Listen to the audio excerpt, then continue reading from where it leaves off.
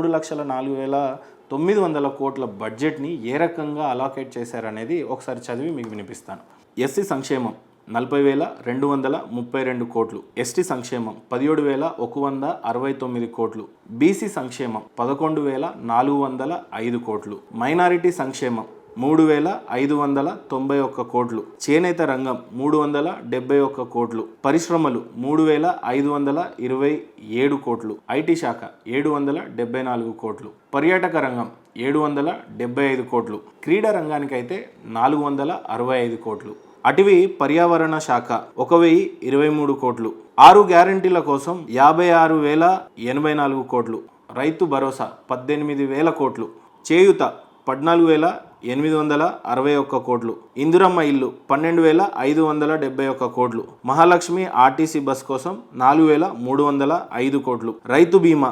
1,589 కోట్లు, పురపాలక రంగం 17,677 కోట్లు, పంచాయత్ రాజ్ శాఖ 31,605 కోట్లు, హోంశాఖ 10,188 కోట్లు, ఇందిరా గిరిజల వికాసం 600 కోట్లు, రాజీవ్ యువ వికాసం 6,000 కోట్లు, ఇందిరమ్మ ఆత్మీయ భరోసా 600 కోట్లు, విద్యుత్ రాయితీ 11,500 కోట్లు, సిలిండర్ రాయితీ 723 కోట్లు, రాజీవ్ ఆరోగ్యశ్రీ 1,143 కోట్లు, సన్న బియ్యం బోనస్ 1,800 కోట్లు, బియ్యం రాయితీ 3,000 కోట్లు, ఉపకార వేతనాలు 4,452 కోట్లు, కళ్యాణ లక్ష్మి షాదీ ముబారక్ 3,683 కోట్లు, డాక్రా మహిళలకు వడ్డీ లేని రుణాలు 1,511 కోట్లు, గృహజ్యోతి 1,200 యూనిట్ ఉచిత విద్యుత్ కొరకు